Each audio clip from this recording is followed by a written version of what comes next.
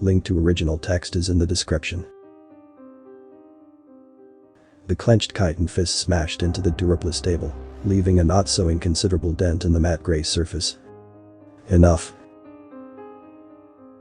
The bureaucratic blathering and professorial pondering of these so-called experts had blended into a putrid melange of maybes, perhaps, ifs, ands, or buts over the last 3 days of the emergency human summit. It was incumbent upon Drivet to try and corral these high-minded fools, cloud-chasing clods and effervescent egocentrics into something that might, in bad light and from a distance, be called a think tank. And perhaps, just perhaps, get a plan of action hammered out. However, in the trio of dismal days so far, all that seemed to be happening were ideas for books, grant proposals and media tours. He glowered compoundly at the shell Dr. Vasitic, who was hunched in discussion with another scientist. He was half convinced that rather than the esteemed representative from the Debert School of Economics and Statistics he was supposed to be, he was in fact an agent of some sort. Not a spy, he could have actually respected that, he was a military man himself. But this was a completely open conference. No doubt that bastard was trying to secure clients for the media frenzy that would follow this convivium's conclusion. He glowered again, squinting the lids of all 6 eyes at the gastropod git. If he could prove it, someone was getting a close enema via Drivet's far right boot. Gentlebings. His segmented limbs waved people down and back into various seats, niche, hammocks and in one case, Spike. We are getting nowhere, and we're not even getting there fast. His roving eye, flailing spiked limbs and frankly the poison that he was naturally slathered in, and its sweet scent that thickened in the air as he gesticulated, finally restored some order. I hate to remind you all, but the humans are here now. He flicked a limb and a well-worn series of images flashed on the wall behind him. He had shown these dozens of times throughout the conference, and still for the life of him, could not understand why it didn't worry these intellectuals as it did him. Shot after shot showed the same thing. A ghostly apparition of 2 or more individuals, never more than 5, that watched citizens of dozens of different worlds, sometimes reaching out or seeming to talk. Frequently they seemed to be doing a little on-the-spot dance as they watched a task being completed or a familial interaction. It's fascinating, of course. The voice belonged to a tiresome bloward of an academic who he had heard far too much from in the last few days. But again, I don't really see a problem. They don't interact. Indeed, they seem to be deliberately inhabiting an adjacent but not connected dimension, specifically so they cannot interact with us. Drivet had no intention of announcing in an open forum that in fact he knew of at least 6 occasions where the humans had solidified. One had been to heal the broken leg of a small child that had fallen far from his family group. And 5 others where the small slender humans had seemingly been unable to resist approaching someone and running their limbs through its fur or straightening a tie. Instead he let the professorial pronouncements continue. Furthermore, there seemed to be very strict rules they abide by, never entering homes or private areas, never speaking. Wrong again, Drivet had heard the human coos from several interaction survivors. Boo is a good boo. The memory made him shudder. What did it mean? Was it a threat, an omen? He tuned back in. Technology is so far beyond ours that it's something of a fait accompli. We're just going to have to live with it. A pregnant silence fell over the group at this, and Drivet came to his full height. All 12 limbs spread large, the large spines on his back pulsing, the mandibles of his jaws clenching, and the numerous citations and awards for bravery blaring on his thorax. How very easy for you to say, Professor. He lanced the rotund and fluffy with a glare, fixing on his wide brown eyes. When they come to your world they smile. 2 limbs flicked out and indicated the rest of the group at large.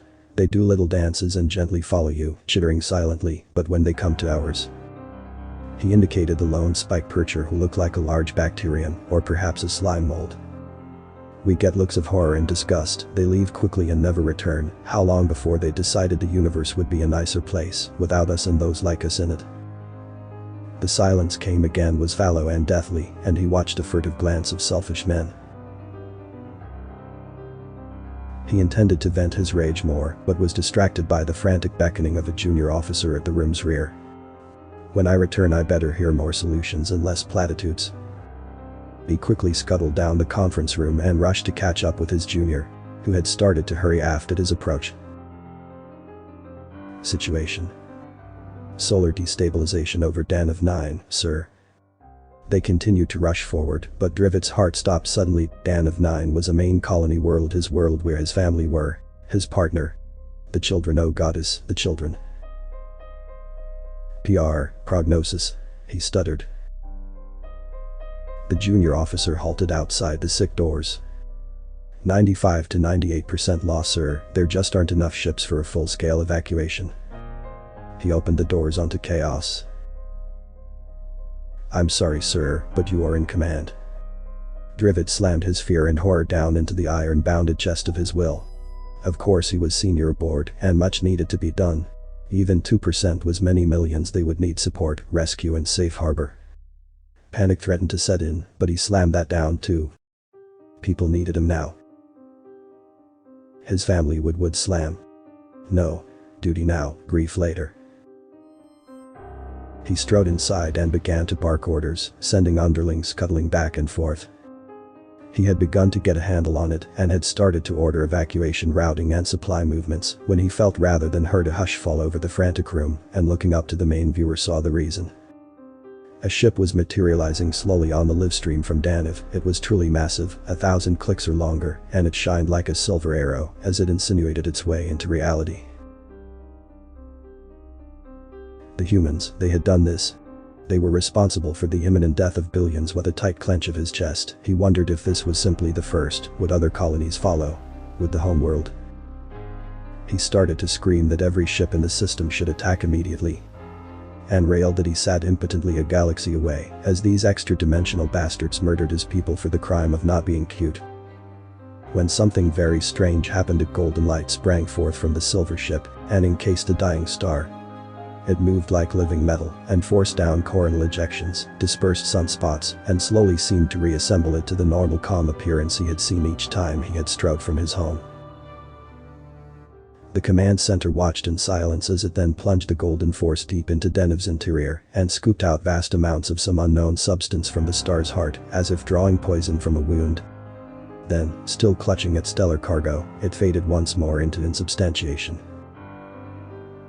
The silence was total for several minutes, and then slowly and hushed, as if in a holy place, the ship's officers began to check readouts and collate data.